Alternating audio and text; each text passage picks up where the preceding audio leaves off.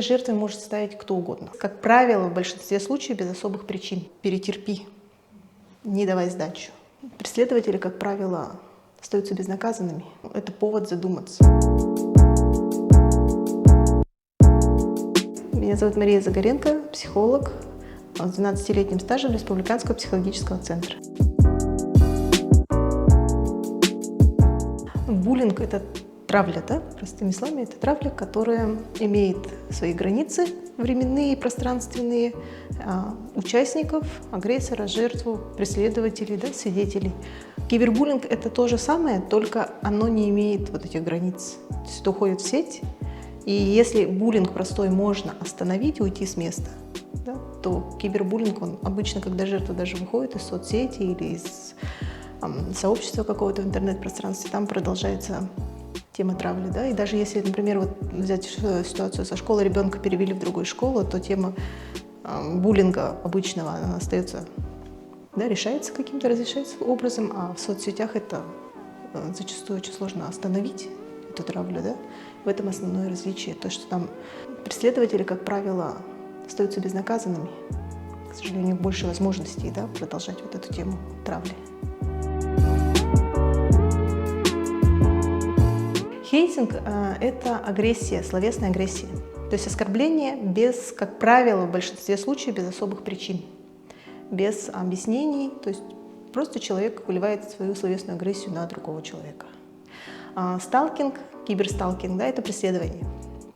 То есть это, мы знаем такие известные истории, когда преследуют актеров каких-то, да, вот папарацци или недобросовестные фанаты.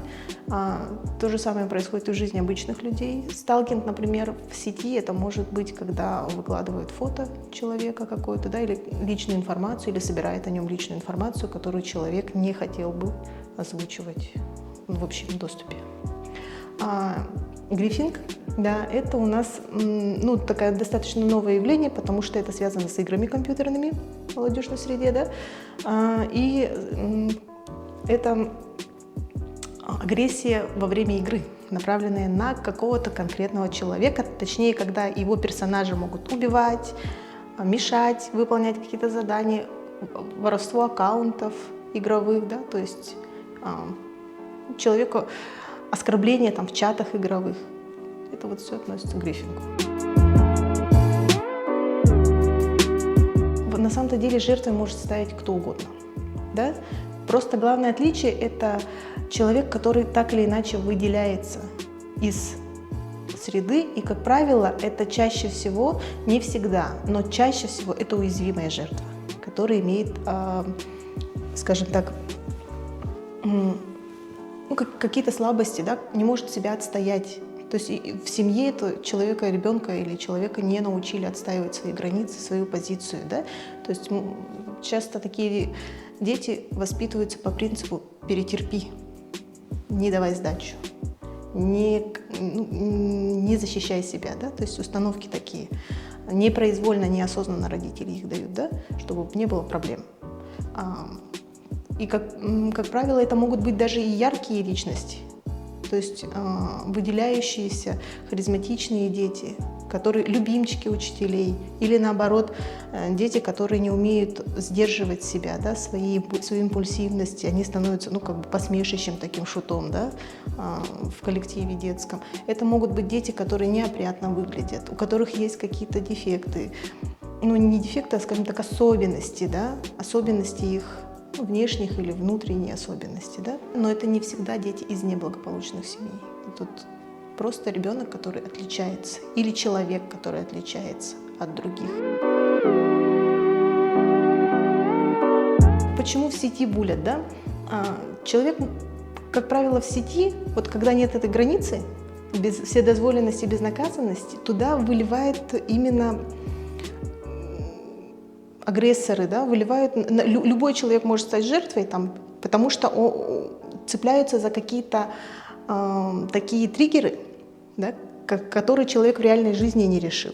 Например, у него был конфликт, который он не смог решить в реальном пространстве, и тут он увидел похожую тему, он на ней зафиксировался, и этот человек, простое слово какое-то, а он внес в него особый смысл. сам агрессор, и начинает выливать на этого человека весь свой негатив, который он не решил в реальной жизни. То есть это самооценка агрессора, по сути дела. К ней начинают цепляться преследователи, которые тоже не решили аналогичную проблему, но они, вот стадный инстинкт так называемый, да, получили возможность в сети это реализовать таким, ну, скажем так, недобросовестным, ну, и очень инфантильным способом на самом-то деле. Но здесь зависит, во-первых, наверное, от возраста жертвы, да.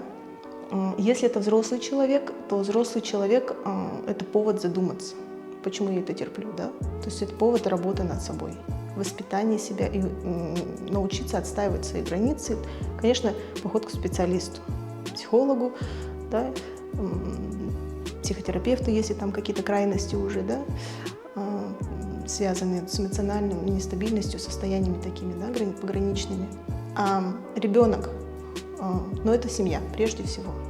Это когда родитель учит своего ребенка отстаивать свою позицию, свои границы. Да? Есть у нас понятие здоровой агрессии и нездоровой агрессии. Агрессор, который вот является зачинщиком буллинга, да, это нездоровая агрессия. А ребенок, который научился защищать, давать сдачу, да, адекватно, это здоровая агрессия. Это вообще защитный механизм. И важно, что ребенка научить защищаться. Но ребенок должен, для того, чтобы он это смог адекватно сделать, выстраивать доверительные отношения, общаться вживую, в реальности родитель должен такие условия создавать для своего ребенка, чтобы ребенок чувствовал, что он может обратиться за помощью.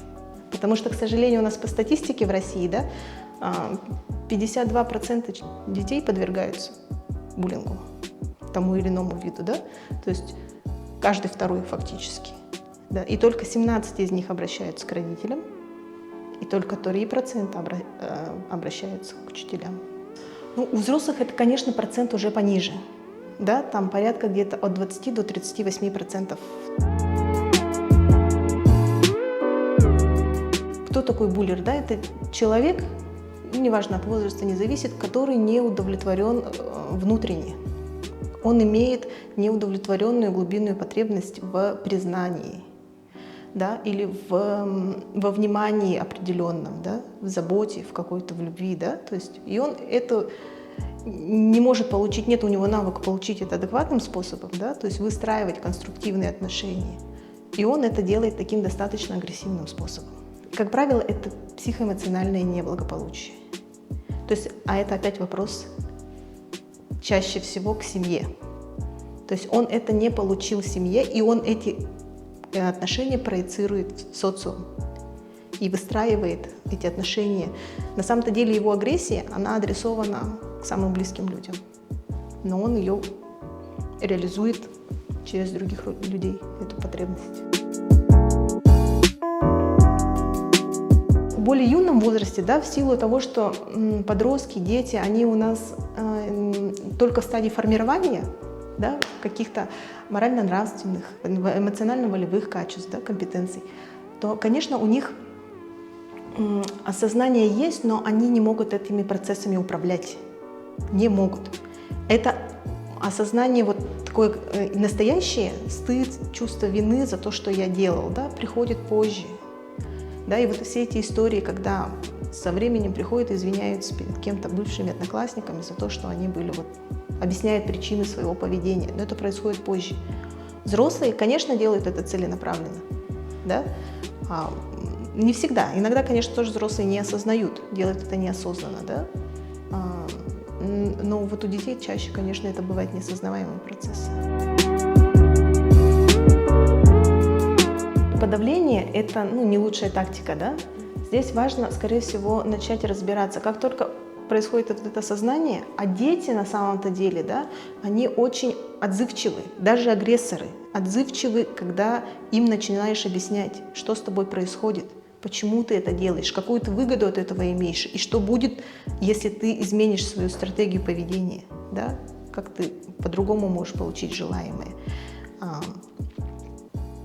и они очень идут на конструктивные диалоги вот с коллективом. Но самая проблема – это со взрослыми. Вот там всегда сложнее, потому что взрослые, они труднее перестраиваются, но это не значит, что это невозможно.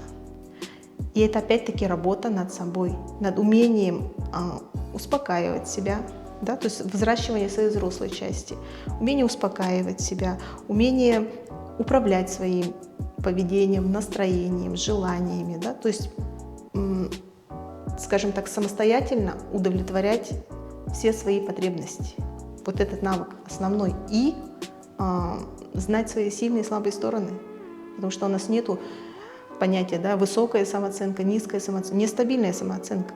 И либо вниз, либо вверх. И она может вот так скакать. И в зависимости от этого человек то чувствует себя всемогущим, то абсолютным ничтожеством, и он, конечно, будет реализовывать негативные какие-то такие вещи, если у него нет навыков саморегуляции, управления собой.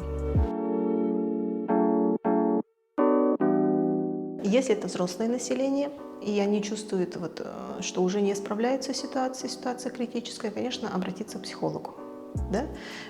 Либо, если это, например, коллективный какой-то такой процесс, да, и он не инициирован, например, руководителем, то, соответственно, поговорить со службой, с кадровой, HR, и либо с руководителем, да, на таком уровне, потом уже решать дальнейшие, цивилизованными способами. Да?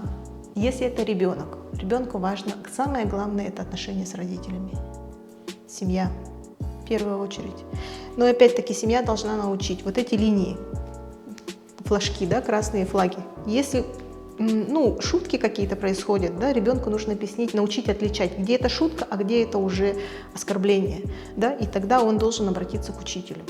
Если мои вещи портят, например, да, ребенок приходит, у него рюкзак порван, там какие-то вещи украли, да, или пенал, тетради испорчены. То есть, опять-таки, мы идем в школу с родителем, или он может обратиться к учителю, мои вещи портят, учитель, по идее, в его компетенции эту ситуацию разрулить каким-то образом. Если начались побои, ребенок не хочет идти в школу, у него нет друзей, он ни с кем не общается, родители замечают такие изменения, аппетит, сон изменился, вес начал меняться. Конечно, ребенок должен в первую очередь к родителю обратиться.